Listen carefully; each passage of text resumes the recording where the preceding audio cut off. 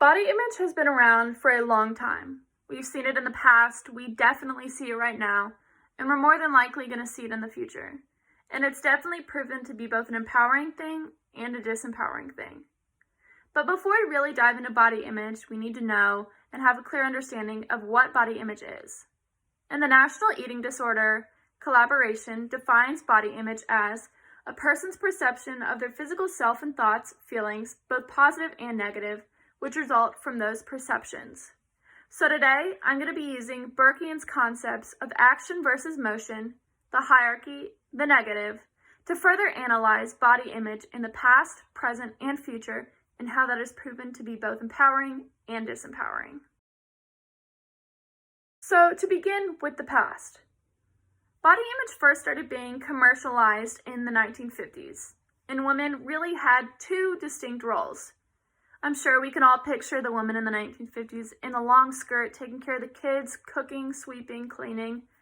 But then her other responsibility was simply to be desirable. And one woman that comes to mind, that I'm sure would come to mind for a lot of us when we think of this age, is Marilyn Monroe.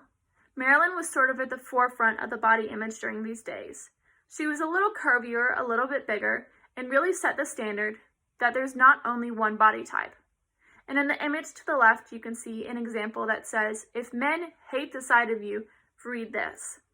Now, it's of a woman, a skinny woman running, who's not deemed desirable by men, and she thinks maybe if I put on some pounds, I would be. And sure enough, she was. Now, this obviously brings into sort of the standard that women were held at, which brings us into Burkean's concepts of action versus motion. With action versus motion, it can also be thought of as responsibilities and expectations. Just as in the image that I showed you, that woman used her body image to live up to the standards and expectations. A body is a body, more or less, and it functions the same. However, the woman was not deemed desirable when she looked one way but was the other. So a lot of the times a woman's worth is put in what she's thought of as physically. And if she doesn't go with it, she's often thought as a prude, but if she does go with it too much, she's thought of as a whore. And this is also tying in the negative. Now, humans do not create the negative, but rather our language does. Embracing being a woman has obviously never been bad, but it begins to get really a little uneasy and not so good once a woman begins to delve into the negative and listen to this language set by society.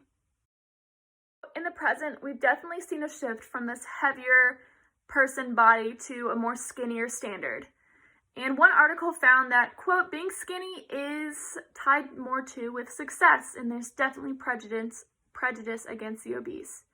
And women are trying to fit this standard to fit in with society, and they'll go to such extreme measures and extreme diets just to do this.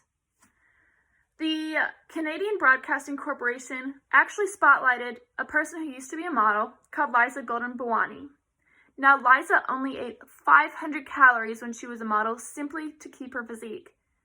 Now she's happier and heavier and a body rights activist, realizing that her body was not healthy and rather needs calories and shouldn't restrict to fit society's body ideals. A registered dietitian, Alina Petri from Healthline, also found and explained why we need calories. She said that eating too little can slow our basal metabolic rate, lead to fatigue, reduce fertility if a woman's wanting children, weaken our bones, and lower immunity. She said rather we need to make sustainable life decisions. And lastly, Ashley Graham. I'm sure we've all heard of her. She's one of the biggest body activists in today's world. She says, don't fall into the trap of sacrificing your self-esteem for affection and acceptance.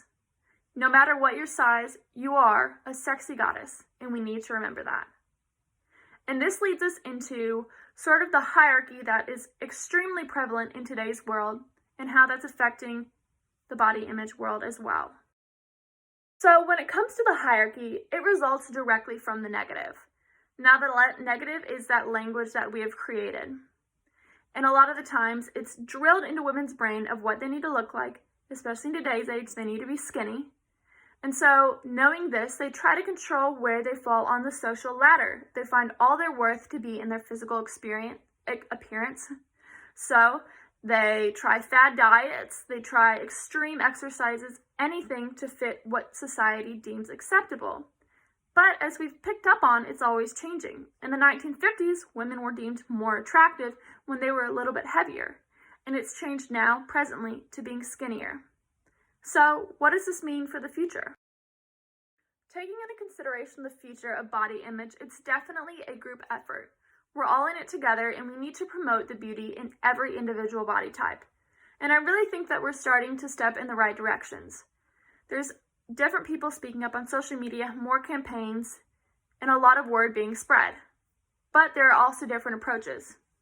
The article, Body Image, Celebrate the Past, Appreciate the Present, and Envision the Future, found that weight inclusivity and neutrality is key in supporting positive body image.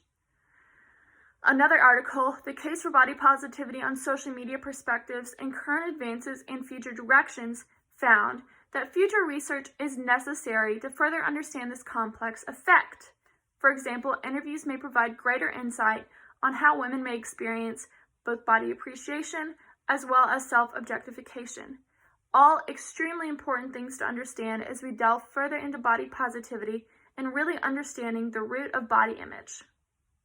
So, this lastly leads us into one last thing that I found very important that Burkean said. This being, Burkean said that mankind is a symbol-making, symbol-using, and symbol-misusing creature. We control so much more than we realize. We decide what has value. And unfortunately, we've gotten to the point today where women are finding value physically and restricting themselves in so many unhealthy ways. But we have the opportunity to change this. Language is so powerful, and that is portrayed in the negative, which is then portrayed in the hierarchy. The opportunity for body positivity is there. We've seen it change before, going from the 1950s to being heavier, as I've said before, to being skinnier, and we have the ability to change it for the future as well. We can defeat this hierarchy. And I really don't think that this quote has been any more relevant that Burkean said than it is today with body image.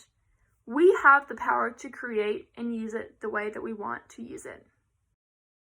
Overall, we need to be using this power for the good. Some things have not changed.